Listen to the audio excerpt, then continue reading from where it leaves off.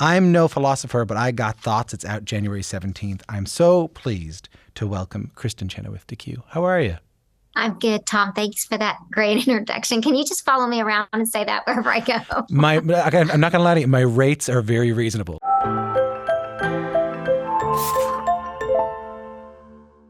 What made you want to write a book like this?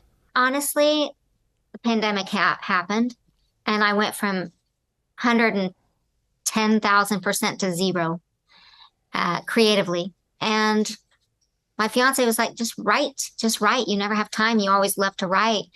And I'm no Shakespeare, but I just started writing at night, journaling at night, and seeing what came up. I also wrote a children's book during this time, so you can see like this person right here can't turn off her mind. And then I just really started thinking about not being able to turn off my mind and depression and anxiety and the self-care that everybody talks about, the younger generation. And I used to make fun of so hard, be like, oh no, it's called work. You pay, you get work, get paid, you keep going, you keep going. And I took a lesson, a page in their book, the millennials, and I learned that self-care is a real thing. It's got to happen, and how I've learned to deal with it. And that has been an ongoing process for me, Tom. Um, you know, each generation can teach us something. And I hope this book can tell people how I've failed and how I've succeeded and some dumb things I've done and some funny things I've done and some hard times I've had. What inspires me. Maybe it can inspire somebody else. Really, that's why I wrote it. And how we have to continue to learn from each other.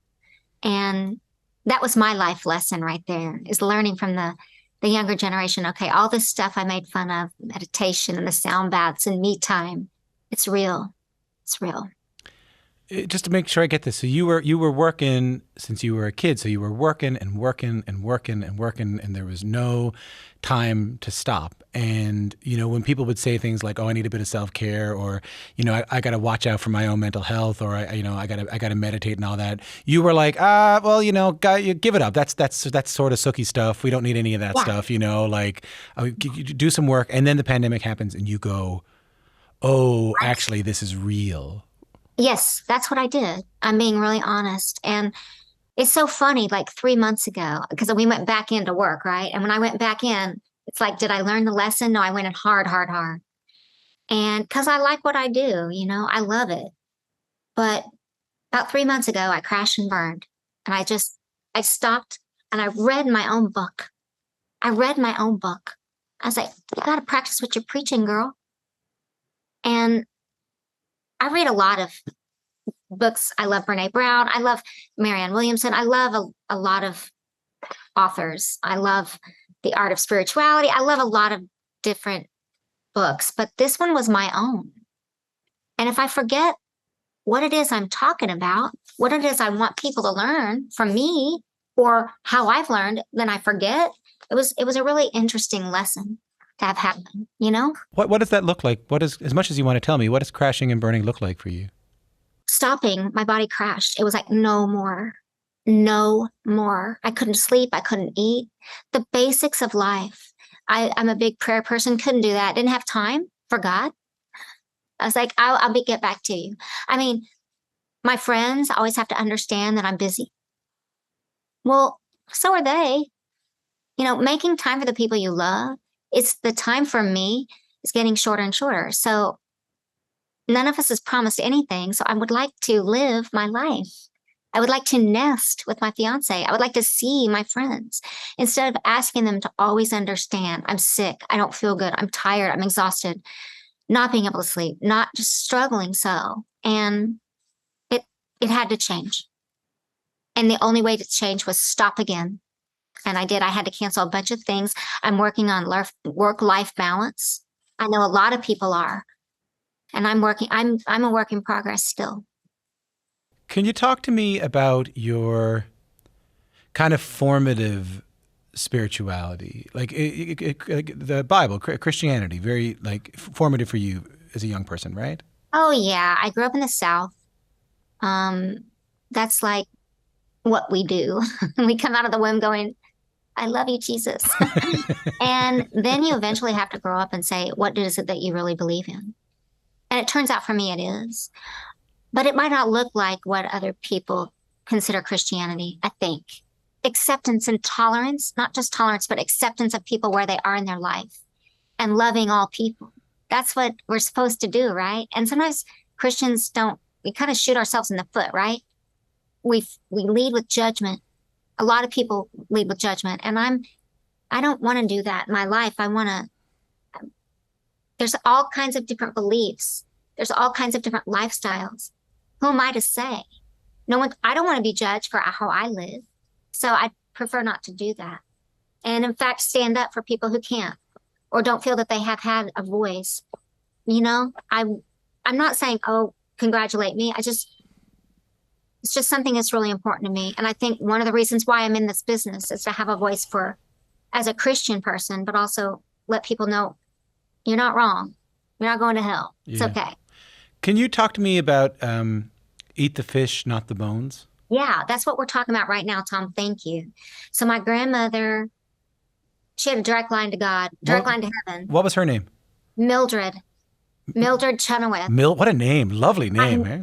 I mean, and she was strict, but she knew how to have fun too. She would always say funny things like, you know, I'm going to go play cards with the Church of Christ. Pray for me. I mean, you can't write it. That's what she said. But one day I went to her. I was in freshman college. And one of my friends was like, am I going to hell because I'm gay? I was like, no, this actually started for me in the third grade with a friend of mine who people were calling her a bad name and I didn't understand. And so it's been a recurring theme. And I just went to my grandma and said, how can this be wrong? How can this be wrong? Who you love? And she said, you know what I do? And this is a big, staunch Christian woman. I read the Bible like I eat fish. I take the meat that serves me well, but I don't choke on a bone. And then she said, don't tell anybody. And of course, I've shouted it from the rooftops because it's so beautiful and so how I believe. It's how I believe. To take the nourishing parts of a spirituality. Take what you need. Yeah. That serves you well, but don't choke on a bone. Don't get held up or hurt yourself or hurt others. Hurt others based on the other stuff. I understand that. Correct. Were you, when you're writing something like this, which has like prayers in it, and it, you know, references to various biblical passages, and how much is on? I mean, it must be a fair bit. Like, how much is on your mind of people who may have different faiths, or perhaps like no faith at all, in reading your book? I find that we're human, and you know, I quote everybody from Dolly to E.M. Forster to Emily Dickinson, who was a known atheist, to Elizabeth Edwards, to Mark Twain, to Brene Brown, who I love. I think I quote things that inspire me, and then I put my own spin on it.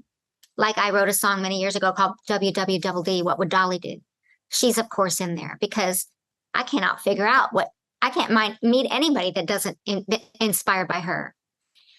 I think for me, I want to be a positive. I want to look at life positively, and I want to send out this gift of me failing.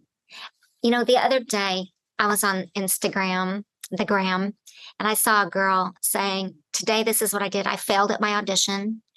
I failed at this. I failed at that. And she #normalize fail. I liked it because I don't like to talk about that word. But the truth is we all fail. We all have, if you're a person at all, you probably have anxiety. I know I battled it and depression, and nobody would think that, right? There's a conception about me, or a misconception, that everything's rainbows and unicorns and pink. But it isn't.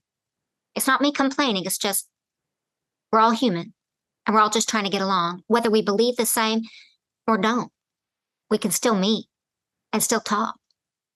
I think that's super important right now. But before you accepted it, okay, it's okay to fail, it's okay to have anxiety, it's okay to have depression. What did those moments look like for you when you would feel that way, but you sort of hadn't accepted that it was okay to be that way? What did that look like for you? Well, I have a cheer that I did in the South that I made up. It goes, push it down, way down, push it down, way down. And you and I both know that you push things down long enough, what's going to happen? I'm Irish Catholic. That's what we chant that in my house every single day. Of course. Yeah. Southern Baptists grow up that way. Yeah, same. But if you push it down long enough, what's going to happen? It's going to come up in sickness and your verbiage, and everything looks like a mountain, depression, anxiety, all the things that we're taught about. And that I pushed down until I couldn't do it anymore. And that's a great fail for me. It's a great fail. It's just now dawned on me that that's what I view it as, a great fail, because I never wanted people to know that I battled anything like this, or had struggles, or looked at harmony or discord, or how I looked at things, humble pie, all the stuff, vertigo, all the crap. And I'm glad I'm talking about it. And I'm glad people can see me. This is a book. Yeah, it's in my voice. I wrote it. Joni Rogers helped me make it pretty, I say, but I write it because I want it to be real. I want it to be authentic. That's the title. I'm no philosopher. I had to fight. I wanted it to be called I'm No Philosopher, but I got some thoughts instead of I've got thoughts. But they said, no, you just put I've got thoughts. But it is my little things I've learned, and little meditations, and some stuff you can. In my first book in 2009, I wrote questions for God at the very end. And it was like a postscript. And I thought, no one's going to care about that. Oh, it was the big thing of the book, questions for God. And I asked the questions, just like the normal ones that I have, like, why do people hate gay people? I don't understand. Why, what happened to John Bonet? Tell me. Like, questions, just questions. I have part 2 in this book, and I have a place where people can write their answers too, because everybody's got questions. Even if they don't believe in a higher power, you got to kind of wonder about some stuff. I think you got to kind of wonder. Maybe you're not writing questions for God, so to speak, but just writing like, what does this mean? And it gets some of my friends who've done the exercise have been like, well, I don't have all Christian friends. I have all kinds of friends. That's why we should be open with everybody. They accept me. One of the things I love about the book is the way you write sort of about your early days, which I didn't know that much about. I wonder if you might be able to tell us a little bit about that. So, very early on, you sing, and I didn't know this could happen. You sing in your church so well that you get brought to other churches to sing. Can you tell me that story? Yeah. Well, first of all, Tom, I didn't know that could happen either. I just was invited. I grew up in kind of a big church, like a mega church. And then other churches heard about this little girl with a big voice. What were you singing in that first church? It was a Gaither song, right? It was. I love you for knowing that. It's called Jesus, I Heard You Had a Big House. How does that go? You don't have to sing it, but how does that go? Jesus, I heard you had a big house with plenty of love to go around. Heard you had singing and laughter. I just love, and that's kind of stuck with me to this day. Jesus, I heard you. He's got a big old house for everybody. House, everyone's welcome in it. So you, that's the important thing. Yeah. So you sing that song, and then you get like American Idoled to other churches. Yes, and then invited to the Southern Baptist Convention, which is like 10,000 people, and you're 12, and you're like, I want to make sure I don't screw this up. My dad had gotten a Radio Shack mic. I practiced with it. And then I sang that song, and I sang another song. I'm only 4'11", but I'm going to heaven, and it makes me feel 10 feet tall. These are real songs, people. I did sing them. And then it just sort of grew from that. And so did my faith. And so did, as an adult, really understanding, like, you have a place in this world, in this business show, and you need to. I know God has me there for a reason, and this is one of them, to tell people as a Christian, the gay community, you're not a sinner. You're not a sinner. You're just loving who you love, like I do. There's another story here. So you get recognized for your incredible voice, and the vibe I get is that you can kind of do no wrong. Like, everything you're doing is you're nailing it. You have this incredible gift of a voice. Then you go to this class with this very famous voice teacher, and this is part of the book that I had never heard anyone talk about this before. Is the difference between humility and Humiliation. And the Yes. story is that Florence Birdwell, is that her name? Yes. That's my teacher. Yeah, That was my teacher. she was your teacher. So you go in, you tell it, you go in and you sing the biggest old Broadway jam in the world, right? Yeah. I sang New York, of course, in Oklahoma City at Oklahoma City University, which is a great, great vocal program and dance program. And you're thinking, I got this. I'm good, you know? Oh yeah, she'd had all the. This was the first day of my freshman year, and we were told to come to master class, and some people were going to be chosen to sing, but not freshmen. So she had a girl come in, a big star, local star that she taught, sing an aria. She was graduating this year. That would have been her last year. And then she said, before we go, I would like to invite Kristin Chenoweth to come up here and sing. And I had a melt. I was like inside going, what? And then I was like, this is my chance. I'm going to show everybody. This is my chance. Start spreading the, you do the whole thing. Yeah, I get up there and I do the whole song. I think I did the splits in it. I sang a high C. Oh yeah, I just brought it. I brought it. The whole class. Yeah. The whole studio clapped and clapped and clapped. And she went, oh, I can't wait to teach you how to sing. And I remember almost crushing my soul. And what she meant, come to find out, all those years of training with her, what she meant is not just sing here from the heart, from the brain, from the muscles, from the soul, from the spirit. And sing when you don't feel like it. Sing when you're happiest. Use the technique. What she meant was so many things. But of course, my little freshman ears heard, you're terrible. You suck, and you just sucked in front of everybody. No, she was being, it might not be the technique for everybody, but it was the right one for me. She toughened me up. Because I had to be tough. I was so sensitive. It was humility versus humiliation, as you mentioned. Correct. Yeah. And that's why I wrote about that very word in the book. We have to be careful with our feelings. Yes, they're important. Yes, we acknowledge them. Yes, we have therapy. Yes, we talk about them. We take mental health days. That's all so important, as I've learned. We also have to know when it's time to grab it and go and take everything you've learned. And sometimes you're not going to get it. Sometimes it's going to be hard. And I'm not just talking about performers. I'm talking about life. And you got to keep going and keep moving. And that's humility. That's crashing and burning in some ways. That's the only way you get better. But my guess is, though, I mean, I'm not an actor, as you can probably tell from this, but like I don't. That's why they looked at me and they went, you know what? Maybe radio. You're pretty cute to me. Oh, get out of here. Get out of here. True. So not every teacher is on the humility side of the humility versus humiliation. I'm sure over your years, especially like your formative years in theater, you probably saw some teachers who went more to the humiliation side, right? Yeah, I mean, I hope this comes out all right. It's not the Army. We're not in the Army. We don't have to tear us down to bring us back up. Yeah. There's an art to toughening someone up. But you've seen that. You've seen the bad part of that, right? Heck yeah. Yeah. Heck yeah. And you know what it did? It made me go, I never want to be like that. If someday I teach, I never want to be like that. And also, when I saw it happen, which I did, I went to the person it happened to and I said, moving on. Who cares about that idiot? Moving on. And that's goes into encouragement.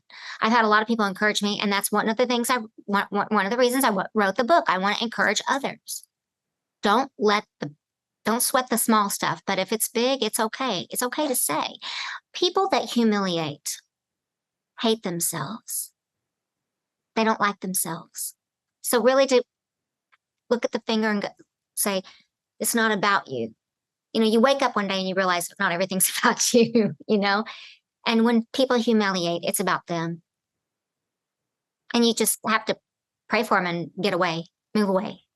You can do that when it's people, right? You can do that when a person is the subject of your sadness or some sort of aberration in your life.